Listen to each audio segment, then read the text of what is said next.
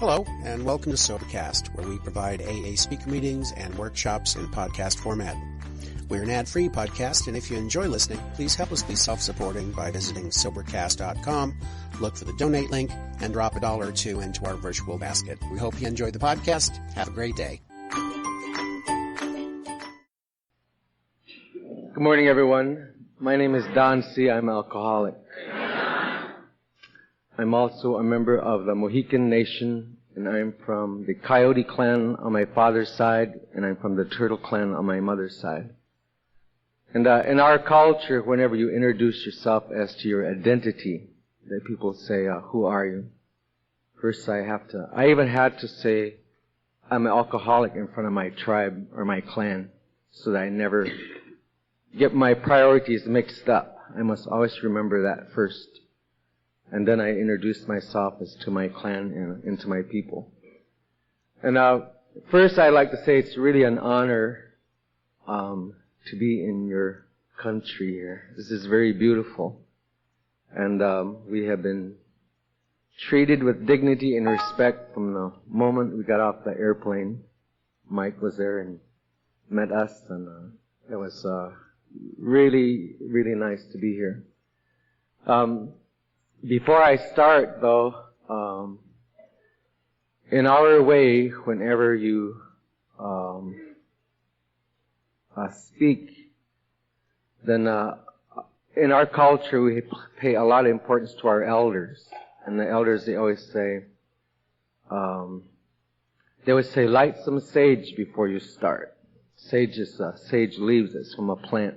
And we use that a lot at our spiritual meetings. And sage has got the ability to make calm. It helps interconnectedness. And we use it for our purification. So the old people, they always tell me, this is what you're supposed to do first. And so I'm going to just light a little bit of that sage, and I'll put it on this cloth. And then they always tell us to put down these 4 collars: red, yellow, black, and white. And what that reminds us is of all the colors of the human race. There is only one race, and that's the human. And as we know,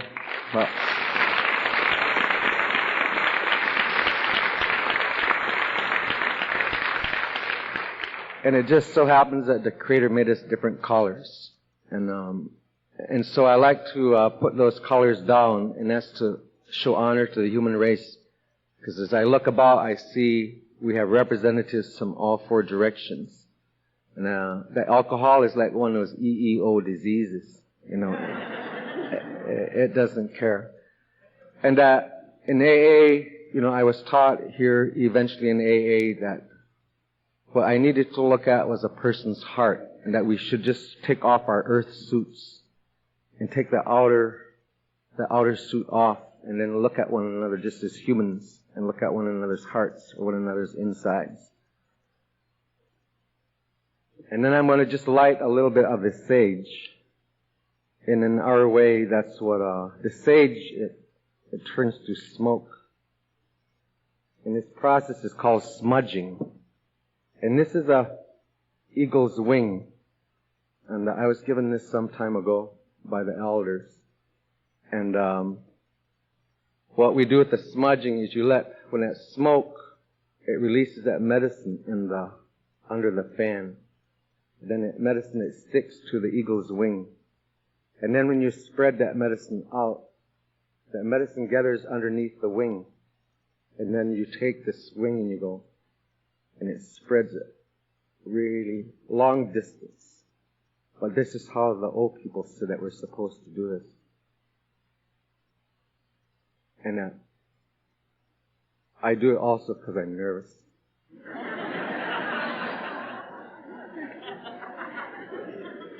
That helps me.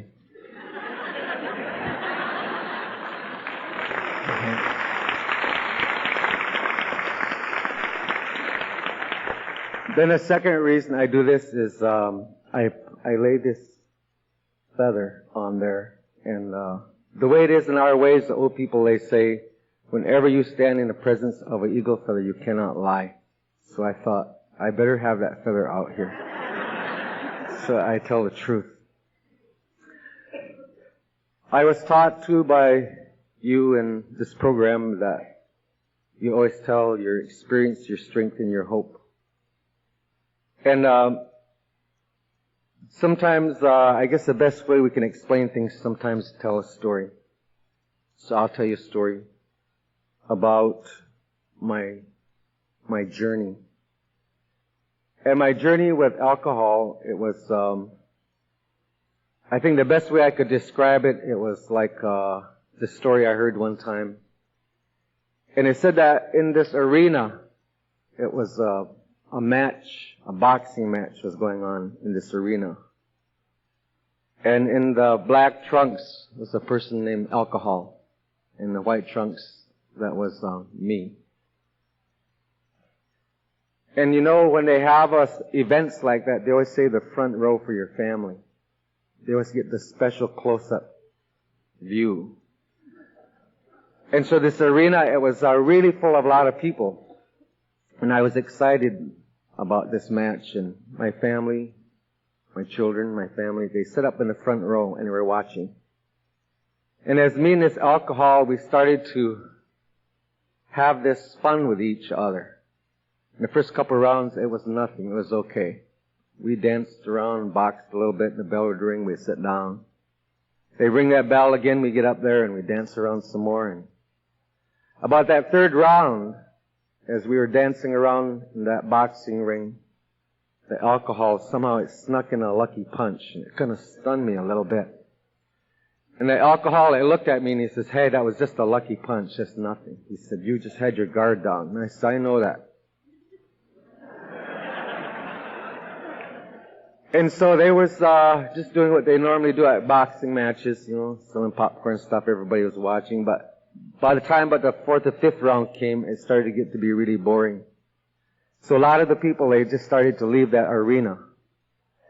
And as we danced around there, the Alcohol, every once in a while, he'd slip in and hit me again. It'd sting just a little bit more each time. And I would kind of jump back and I looked at that and Alcohol and say, "Hey, that was just a lucky punch." And I said, "I know that. I know that was just a lucky punch." By the time we got to the 8th or 9th round, it seemed that the Alcohol was doing that routinely. It was jumping in there and it was starting to really sting and it was starting to hurt some. And pretty soon, my family come up to me and they said, they said, "You ought to get out of this.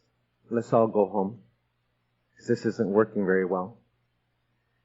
And the Alcohol looked at me and the Alcohol says, "Let me tell you the truth. You have the ability to whip me." And I looked at the Alcohol and the way that it said it, I knew that the Alcohol was speaking the truth. I knew that I could whip that Alcohol. So I told to my family, I said, "You just sit here. One more round, I'm going to go in there. This is the round, I'm going to do it." And as I got in there, this time the Alcohol, it just punched away almost at will. And it really hurt this time. And by then, all the people in the arena had left except my family. They were still there. And I sat there quite wounded. And then, during one of those breaks, one of my children, they come up to me and they said, "Dad," they said, "if you don't quit and leave," they says, "we're going to leave without you." And I looked at them, I said, "Just one more round. You just wait. This is a round, I can do it." And so they sat down there, and this time the Alcohol came out, and it just started to beat me unmercifully, even put me down on my knees. And as I was on my knees, I looked and I see my family walk out. I could see them under the ropes. Out they went, because they said they couldn't take it anymore. And so I looked up at Alcohol, and Alcohol says, he says, "You can beat me. I'm telling you the truth. You can whip me." I looked up at the Alcohol, and I said, "I know I can." I said, "I can whip you." And I told him, "Ring that bell again, because I'm ready now." So as I got out there that next round, this time the Alcohol, it started to really fight unfair. It didn't listen to any of the rules. It started to beat and kick and pound, and finally I was out on my hands and knees, and I was crawling out there. And the Alcohol would stomp, finally right to the point where I was on my stomach. All I could see was the Alcohol's tennis shoes. And the Alcohol was still telling me, he says, "You can whip me." And then finally, I think it sunk in. I said, no, I can't. And so I crawled out of that arena. And I got out of that arena, and it seemed I started to get a little bit better. Things started to fall in place. And I remember this one day I got thinking. I said, you know something? I think I can whip that alcohol. You know, I still had it in the back of my mind and I could do it. So one day, night, I went back to the arena and I walked in there. It was lit up there. Alcohol stood there with his hands over those ropes. And I said, alcohol, I'm back. And the alcohol said, and I knew you would be. The alcohol says, because you know you can whip me. So I went in there and we started dancing around, and it wasn't like before. The alcohol put me to my knees right away. I saw his tennis shoes. And I said to myself as I was looking at the alcohol's tennis shoes, I said, man, I got to get out of here. So I crawled out of that arena again. And I stayed out a little bit longer this time, but I started thinking. I thought I knew another trick. I thought I knew another way. And so one night I went back into that arena again. And I said, alcohol, I'm back. And the alcohol said, I knew you would be. Because you know you can whip me. And I went back in there, and this time the alcohol didn't even wait for the bell to ring. I think I was turned the other way. And it just started to beat unmercifully. And right away I was on my knees, looking at the alcohol's tennis shoes. And I called out of there again. Stayed out longer this time. Thought about it really well. And I think I knew one more trick that alcohol wouldn't know. So when I went in there, the alcohol, I said to the alcohol, I said, I'm back. The alcohol said, I knew you would be. And that's insanity that we all know about. And that last time I walked out of there was August 10th, 1978. And I found it not necessary to take another drink because I finally figured out that alcohol was lying. It wasn't saying the truth. And it was at that point that I came into AA. And I didn't come into AA to get my family back because they were gone. I didn't come back to get my job because I had none. The reason I came into AA, what put me in AA, was alcohol. That's how come I came into AA. Because there was no other place to go. And I was doing crazy things. I was a blackout drinker. And pretty unpredictable. And when I came into your fellowship, I remember a few years ago I was riding to San Diego with a woman who runs a service office in Denver, Colorado. And we were riding on the airplane, and she said, I worked at that service office, she says, 15 years. And she said, in those 15 years that I worked there, she says, you was the most hateful, angry human being I ever saw walk through the doors of AA. And this was true. By the time I had come to you, that was about the only thing I had was hate. And I had anger. And I remember my first meeting, I walked in there, and it was one of these situations, there was a parking spot right in front of where the meeting was. And I said, I'm going to ride around the block. And if that parking spot is still there, then that means I'm supposed to go in there.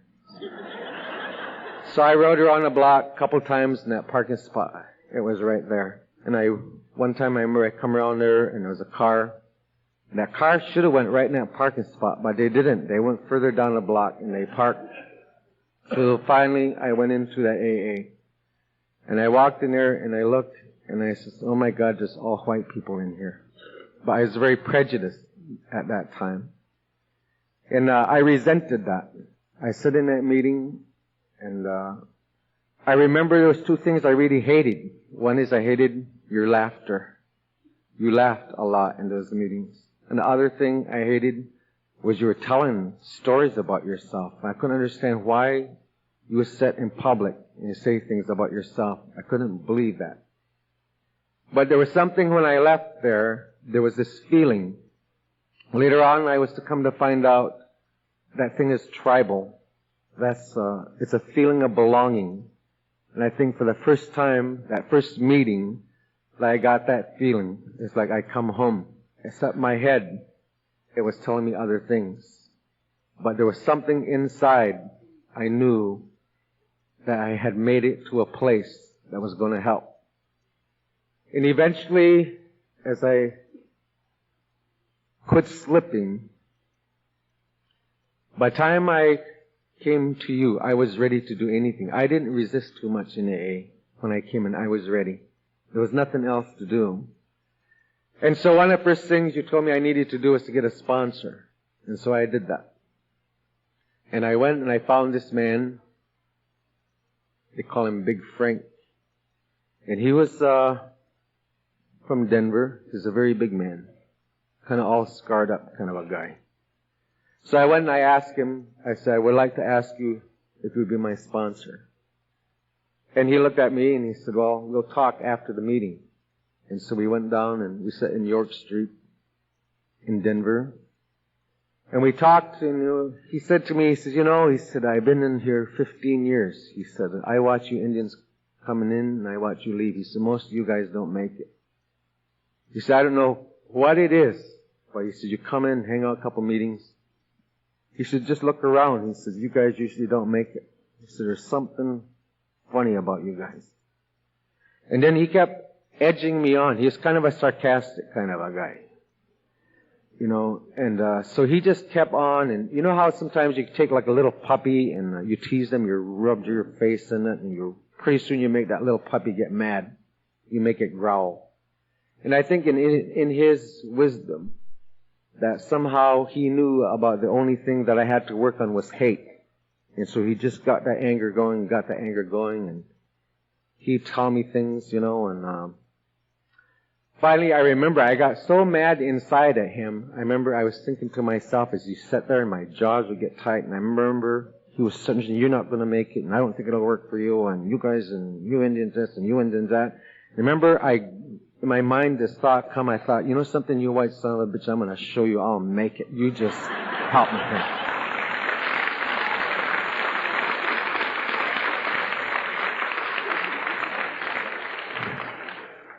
And so, he says, there's a couple things I'll guarantee you. He says, we work together because we want to work together. And he said, one thing I will do, he says, I will be your friend. And he said, it doesn't matter whether you drink again or not. He said, it has nothing to do with you. That's my decision. No matter what, I will be your friend to you.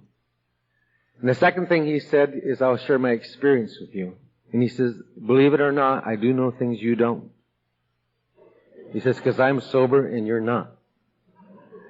And he went on to say, he says, I'll tell you some other things. He says, first of all, you need to realize in this relationship, he said, I am not your taxi cab. He said, I'm not your banker. I'm not your daddy. I'm not your mama.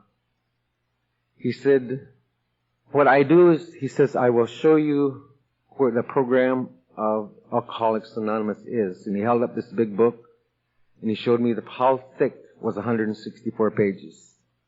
And so what you're going to do in that book, he says, you are going to bet your life that if you do what's in these pages, he says, you will never have to drink again. That AA is about dying sober. And I remember when he told me, he said, you will never have to drink again. That was an incredible thing to hear, that some kind of program existed that I would never have to drink again. And those words, it just opened my ears because I almost felt like crying. Those words were so powerful that I would never have to drink again. And so, he showed me how many pages was in that big book. And then he took a schedule and he circled some meetings. Circle one on Monday, one on Tuesday, one on Wednesday, one on Thursday. Sunday, I got to pick the meeting I wanted to go. But the other meetings, he picked. And he circled step meeting, tradition meeting, big book study meeting. And he said, I want you to go to these meetings. He says, a lot of these meetings, he says, you never see. They're not overcrowded. He said, not everybody goes to these meetings. He says, usually the groups are pretty small. That's in these meetings. But he said, I want you to go there. And he said, until you take the third step, he said, I want you to say, when you go there, you say, my name is Don, I'm an alcoholic. And he says, you don't say nothing else because you don't know anything else. He said, you just shut up. Don't talk. And so I did that. I would go to these meetings. But I remember I got to this one meeting one time and this woman walked in there. And I'm pretty sure she was looking at me. So I thought, you know how that is, I thought, I had been to enough meetings, I thought maybe I could say some stuff, make me sound pretty good. So I thought up what I was going to say, quoted the big book a couple times. I could see I impressed her. She looked at me. And so anyway, we got done and I got home. I wasn't home 10 minutes, the phone rang. I said, hello. Frank says, what the hell were you doing talking tonight? The sponsors, they can hear. I mean, they find out things that you don't think that they should find out. But they do find out. And so, I did that. I didn't talk anymore till after the third step, because sponsors, they find things out. But as, we started to work together with this man, then he started to show me the instructions in the big book. I used to look in that big book. To me, initially that big book was the most boring book I ever read in my whole life. And I never could find the instructions in it. I didn't know where they were. I thought it was like someplace to go, instructions. That's what I thought it was saying, and I could never find them. And so he started me in reading that big book. And he told me it was a textbook. And a textbook is something you have to study. And he showed me where the instructions were for the first half of the first step. And my mind was pretty foggy in those days. So he was pretty adamant that I read that 25 times. He said, you got to read it again and again and again and again and again. And so I read that about that alcohol. And I started to see some things in there. Some of those things I read at first was scary. And I remember that time that I read that part in there where it says that the day will come when you have no mental defense against that first drink. I knew that sentence. And I read that sentence where it says that some people don't lack the capacity to be honest and that some don't make it. And that scared me because I knew about my honesty, about my dishonesty. I knew about that. And I was going, my God, will I be one of those who doesn't have that capacity? So some can't make it. And as I started to go to meetings, then you started to tell me some of these things that I needed to hear. Some of your stories. You may be different color, different direction, but they were the same bars. It was the same destruction of family. It was the same stuff. It was the blackouts. You were doing the same thing that I was doing. And then that man, he showed me on page 52 of the big book, there's a paragraph he called the Unmanageability paragraph. And in that page 52, there are 9 areas that I was to look at in terms of my unmanageability. And in that 9 paragraph, there are some sentences. And I was to take those sentences and flip them into a question. And one thing I needed to look at the unmanageability was in the area of my personal relationships. And I went on to say to look at your emotional nature. And is your life full of fear? And do you have feelings of being useless? And did you have depression? And did you have misery? And he showed me how to look at unmanageability. See, I never knew how to do that. I never ever had the habit of looking inside. That was really a new experience for me. And as I came out of that, I started to see, I was able to admit my life was unmanageable in many, many areas. It wasn't working. And there's that definition of insanity. Well, there are many, but one of the definitions that we hear is that you can keep thinking what you're thinking, you can keep doing what you're doing and expect different results. See, that's the way I was living my life. And then he went on to show me the chapter, We Agnostics. This is where the instructions are for step 2. And I was to read that many, many, many times. And then he taught me how to take those 9 areas in step 1, and I was to create a vision in 9 areas in step 2. In other words, once I saw how my personal relationships were not making it, then I was to ask myself this question, if your relationships were making it, then how do you think God would have you be? Not what would God have you do, but what would God have you be? Honest, trusting, integrity, understanding. And he showed me how to do step 2. And then I went on and I took that step 3, and I didn't like that step 3 at first. Whoever's wisdom it was to put in it, God as we understand Him, I think if that sentence wasn't in there at that time where I was, I couldn't have stayed. And I was so mixed up when I first came into AA, and I heard this saying, this is, you can make this God, you can call it whatever you want. See, I was raised in boarding schools on a reservation, and I have a lot of experiences on the reservation with different religions. The missionaries and things, they came in there all the time, and one year I'd be Pentecostal. They always bought food and clothes, so that's where we would go. So they bring the foods and clothes, and you have to do this, and then you could eat. And then next year it'd be the Catholics, and you have to do this before you get the clothes, you could eat. So I was kind of mixed up, on religion. And I never could figure out until I got into AA. They all had this thing about, one of them, they always had these 2 goals. One, they were going to heaven, and if you weren't one of them, you go to hell. And I could never ever figure out which one really was the one that got you to heaven.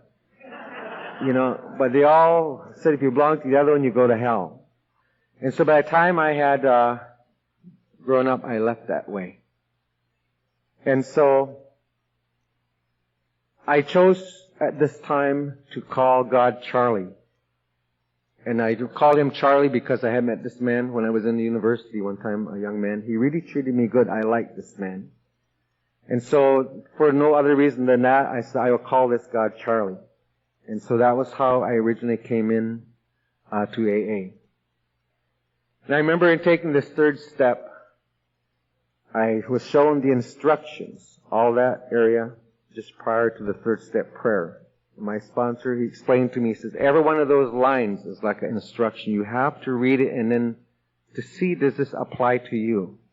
Most people try to live their life by self-propulsion. Is that true? I had to think about that. Every sentence in there, I had to consider it, that was an instruction, getting me ready to be willing to turn my life over to the care of this power. And I really had a difficult time doing that until I heard in AA, this man one time, he told a story. And it was about these frogs. And he said there's these 4 frogs sitting on a log.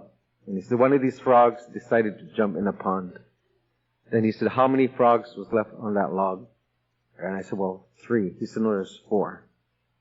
He said that frog that made that decision to jump in the water, he said, is still sitting on that log with the other 3 frogs. The only difference is, he said, it's to do with the 3rd step.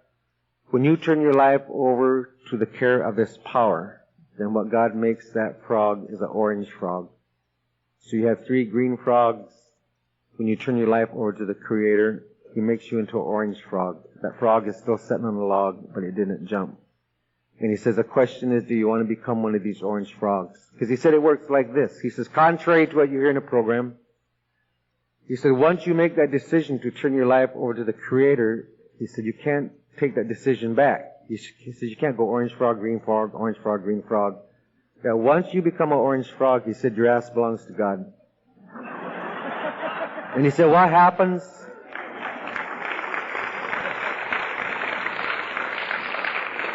He said, what happens if you go and you get drunk 3 days after you make that decision to turn your life over to the care of the Creator? Then you are a drunk orange frog. That's what he said. What if you get angry and lose your temper? Then you are an angry orange frog. That once you make that move, that's it. And I found out that this was true. Somehow that made sense to me, because I thought that you had to be so perfect and you had to change or whatever. It had nothing to do with that. That's what the steps were to do. They would help you change after you make that decision. So I went over to my sponsor's place and I told him I'm ready to make this decision. And so me and that old man, we got on our knees and he each have our big book, and he read that 3rd step prayer. And that was kind of strange because I was not even used to hanging on hands with men. Where I come from, you didn't do things like that. But that was made me a little bit nervous. And then I read that third step prayer. And when I said that third step prayer, I meant it. I knew that this is what I wanted to do. Because by then I found out the only hope that I had for any kind of sobriety, the type of sobriety where you never drink again, was to understand the spiritual walk, which today I call a red road. In our culture we call that the red road to sobriety. And we took that third step, and then I asked him, I says, well, what next? And he reached behind his chair and he pulled out a paper and a ruler and a pencil. He opened up the big book and it says, next we launched on that course of inventory. And so before I was leaving there, I had examples of how to write inventory. He showed me how to do that. And I wrote my inventory on resentment. I wrote my inventory on sex. I wrote my inventory on fear. And when I got my inventory finished, I knew it was good. The reason I knew it was good, as I wrote my normal inventory, then he was very adamant about the dark crannies. He said, you got to tell everything, every secret. You cannot leave nothing just to yourself. So I took those dark crannies and I wrote them on another piece of paper. And so when day came to do my fifth step, I remember that day very well because I got that nervousness going. And I knew that day I was going to either fifth step or I was going to drink. And it seemed like the steps to me was always motivated. I always waited to the last part. And I knew that day I was thinking about drinking. So I called my sponsor and I said, I want a fifth step. But when I called to his house, they had just taken him to the hospital. Kind of emergency. He was going to be in there. So then I called this other man that I knew, and his phone didn't answer. So I had a third guy, because I had to do it. I had to do it that day. And I called this other man, and he said, come on over. He said, I'll put the coffee on. So we went over there, and we did that fifth step. I read him the things I had written about my inventory. And they showed me how to write 5-column inventory and resentment inventory, 4 columns in fear inventory, and the 9 columns in the sex inventory. And when I got done reading my inventory, this man said to me, he says, is there anything else? And it's like, damn, he knew I had that piece of paper in my pocket. I says, well, I think I have a couple of things. And so in his wisdom, he started to tell me some of the things that he wrote in his inventory. And I remember the relief that it was, because he really told me some juicy stuff, and I had some of that juicy stuff on mine. And I remember I thought to myself, as he was telling me that, I said, I think I can do this now, because if he tells on me, I'll tell on him. So anyway, we got through the inventory. I read those dark crannies, and I went back home. And he showed me in the big book, it says, after you finish fifth step, you go back home. Some instructions again in the big book.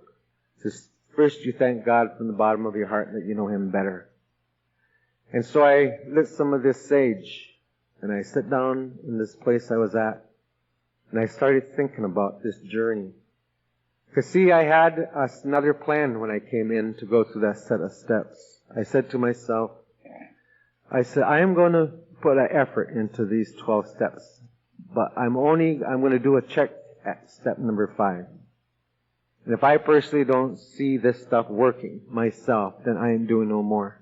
But I will give it to that 5th step.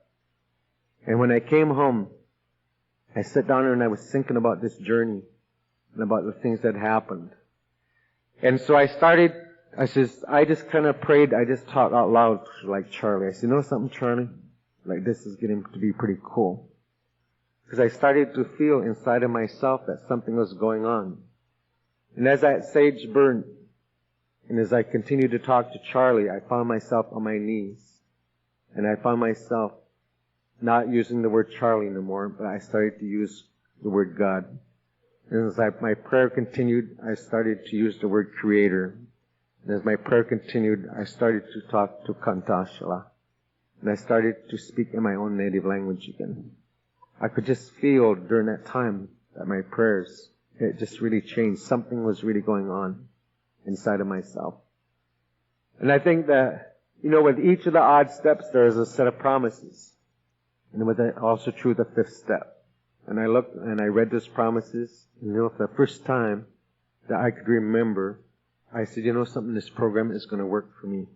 I could tell something happened.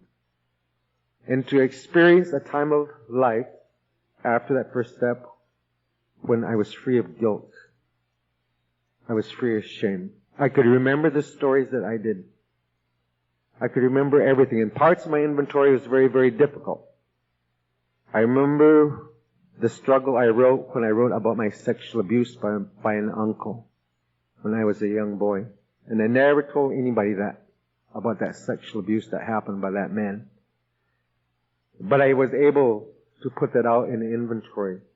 Now I'm able to share that when it needs to be shared. I have that freedom to do that. And I had this list of character defects. And they showed me how to take a look at those defects. And I went through and I did what I was told to do. Asking the Creator to remove those defects, the ones that I wasn't willing to let go, to ask Him to help me with the willingness to let that go. And then I went on and I made my amends. And I had a lot of amends to make. My sponsor was very adamant about the effort needed to make these amends in person. He was really, so that's the way to do it. And I remember some of the amends, I didn't know where these people were. And he guided me down to the telephone company, downtown Denver. They have a library of phone books from all over the United States. And I had to go there and to look and to seek out to find these people. And I went through and I made these amends like I was told. A lot of my amends, I didn't do them so hot. I took my amends and I made them in 3 columns. Light, medium, and hard. So I went and I tried a couple light amends and they went pretty cool. I said, this is alright. So then I went and I selected a medium amend. And I remember I went to this person, I made it an appointment, and I went there and I started to tell him about this nature of my wrong, what I had done. And when I got done, they said, is that all? And I said, well, yeah, that's all. They said, that ain't all the shit you did. Let me tell you some more stuff that you did.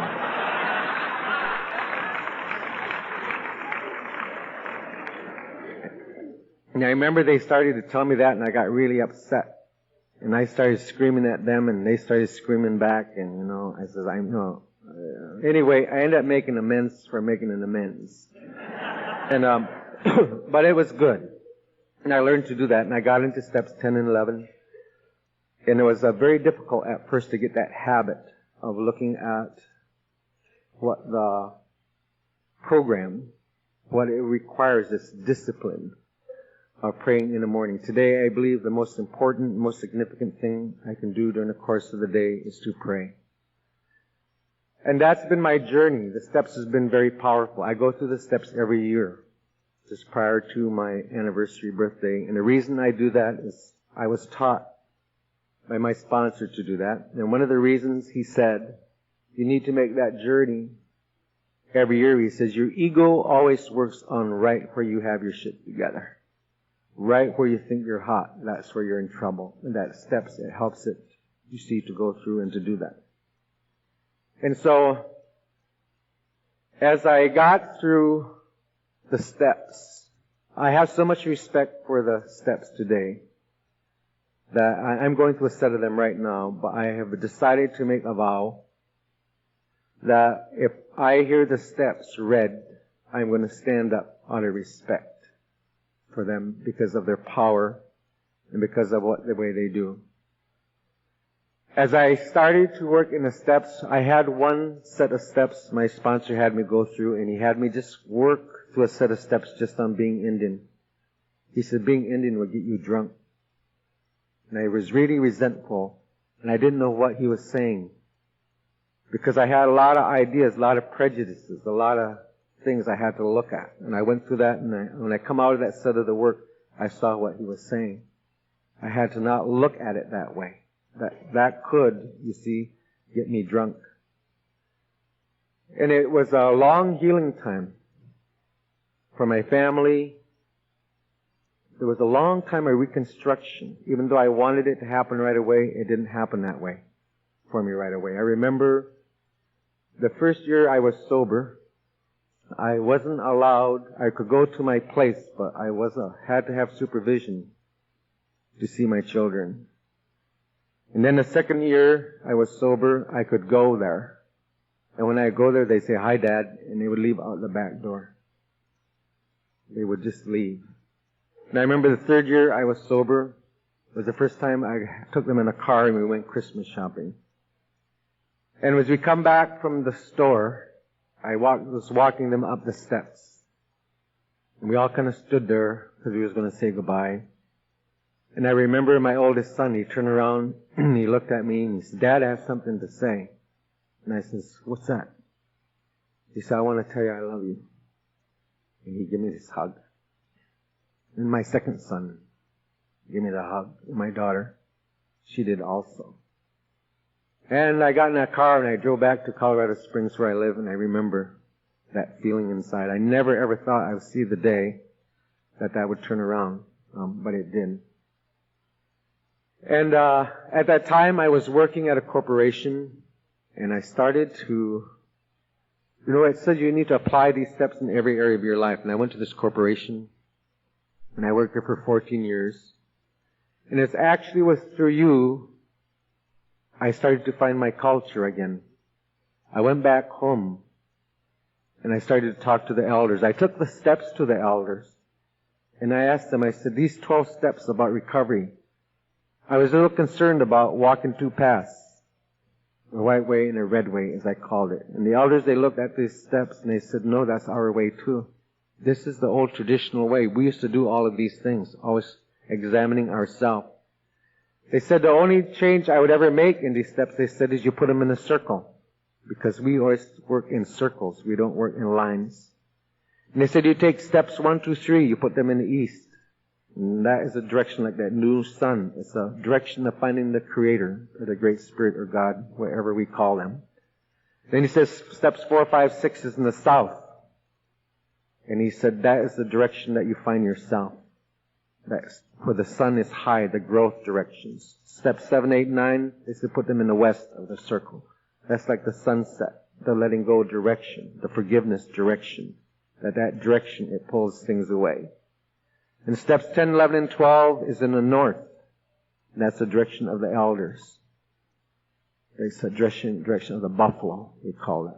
And that's the direction that the elders come down. But they said, this is the way only difference, they say we would do it in a circle. So I work the steps in the circle. I have learned today that I can use the steps. Like before, we now have a way we do ceremony with every step. It's the first time before we decide to take the steps, we go in the mountains. And we really think about making this journey each time we go through them. Because each time I go through them, I wonder, is those steps going to have the magic again? Is it going to work again? And each time I think, I don't think so. Maybe I'll learn just a little bit. But I learn much. And I come down from there, and then I do the work just like with a big book. I write inventory with my eagle feather in one hand and the pen in the other. I take the third step. I now take that with the chanupa, the sacred pipe. And I light my pipe. And I go out. When I turn my will, myself over to the care of the Creator, as I go through that, I smoke that sacred pipe, and I do that. When I get done with the fifth step, I go to the sweat lodge, and I go in there, and I leave all that for steps 6 and 7 in that sweat lodge. I have sensed how it is now is I run an organization called White Bison. In the middle 80s, I started to have some of my culture come back. I started to have these visions. I learned I could go on a vision quest. And as in a vision quest, I had that vision of the white buffalo came to me. And I took that vision for interpretation. And the elders, they said, that means you're being called to do something. It wasn't too much later, a year or so later, I started White Bison. It's a foundation, non-profit organization. What we work today is in the development of Native American communities. And we go there, as some of you may know, there's a lot of alcohol in the Indian communities. And in the communities, like for example, one community that we work with, they have about 2,000 members. They have about 85% serious alcoholism above the age of 12. 25% of the babies currently being born are FAS or FAE babies, that fetal alcohol syndrome. Average lifespan is 37.6 years. A lot of death, and then they have a lot of abuses. You know, we know what that is. And we take there, and now we have developed a community healing program that is modeled after the 12 steps. And we go and we start working with the community, and we get the community to admit what is it powerless over. And then we go through a process that we look at community unmanageability. And we look at all of the things at a community level. And then we bring the community into step 2. And then we do a ceremony to get the Creator to be involved and to help us this. And we found that those steps has many, many applications, that they can be used even in the community level. That community today, in 3 years, went from the 80% so alcoholism to over 60% sober. And so we go around to the Indian communities. Then last year, the elders, they told us, because they guide us in our community, and they said, you have to do a giveaway. They said, now you have to give away as an organization. So last year we made a recovery program called the Medicine Wheel and the 12 Steps. And we made this for the Indian men that is incarcerated, that is in prison. And we didn't have the money to do that, so we got a lot of volunteers. And it was really good. They had a 3-camera shoot, and they have directors from CNN. Everybody come and help do this. And then we went to the lawyers, and they said, you have to copyright this video series, because they were from the university. And so we got the brothers back together, and we said, well, the university says we have to copyright. And so we talked this over, and we decided to make an Indian copyright. So we wrote this Indian copyright back, and we went back to the lawyers, and we said, this is the Indian copyright. And it says, to be copied, to be borrowed, to be stolen, to be hot, to be pawned.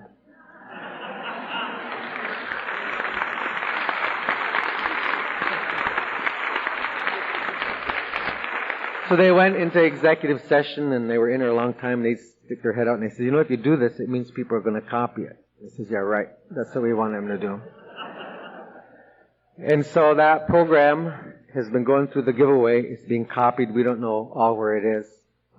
Last year, our organization trained 175 facilitators, and it's in many of the prisons. Then the elders, they came to us, they said, now you have to make one for the women. In November, the Creator is arranging for us to make this medicine wheel and 12 steps for the Indian women that's in prison. And it's just a different point of view is all. But it's the same way.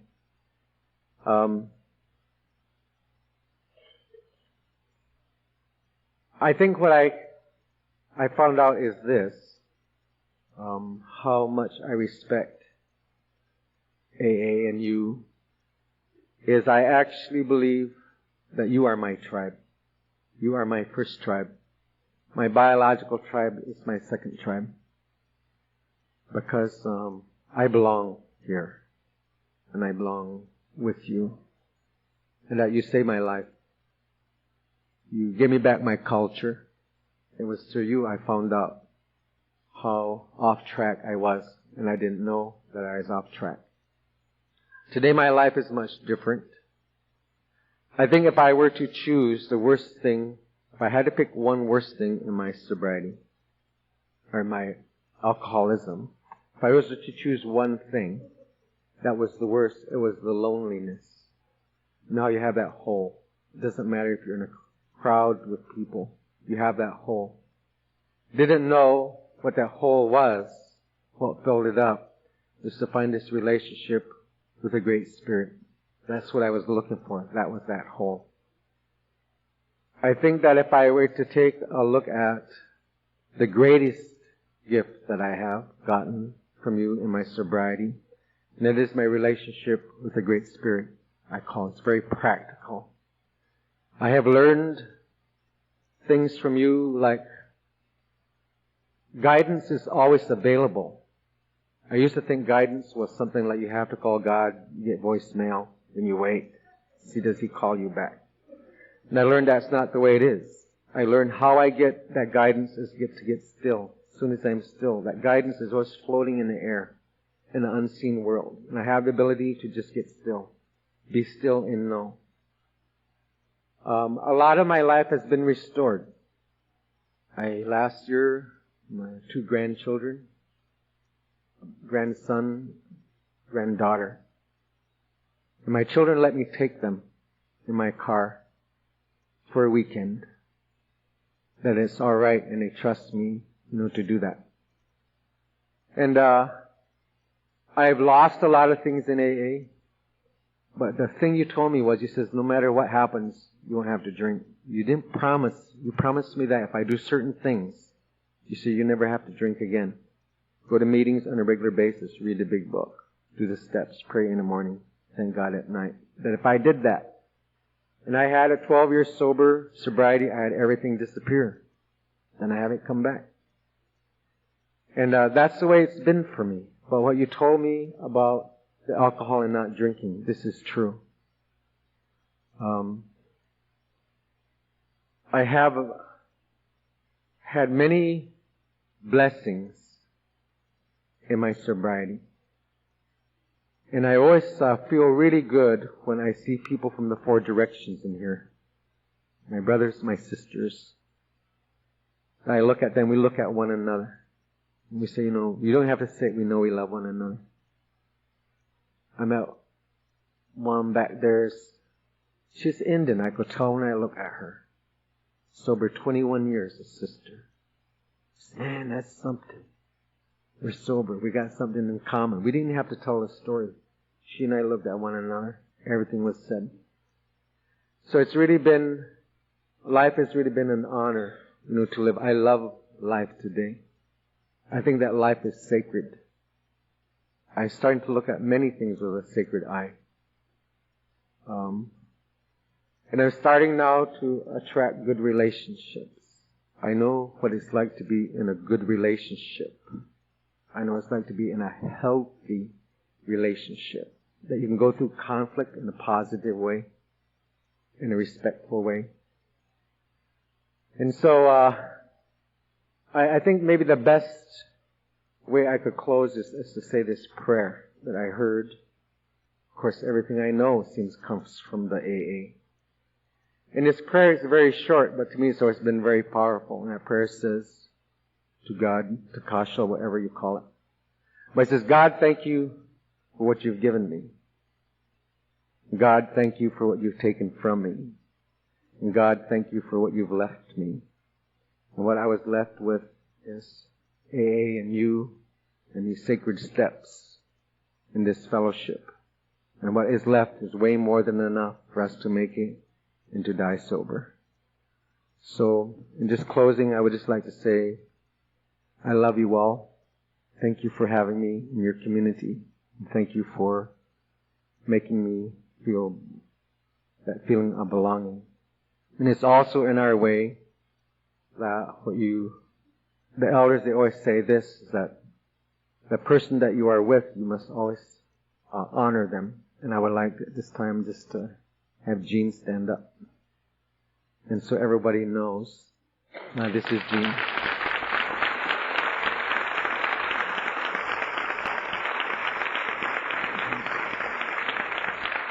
So I would just close and I ask you all to walk in beauty. Beauty above, beauty below, beauty before, and beauty behind. And you walk in beauty by working our 12 steps. Thank you very much.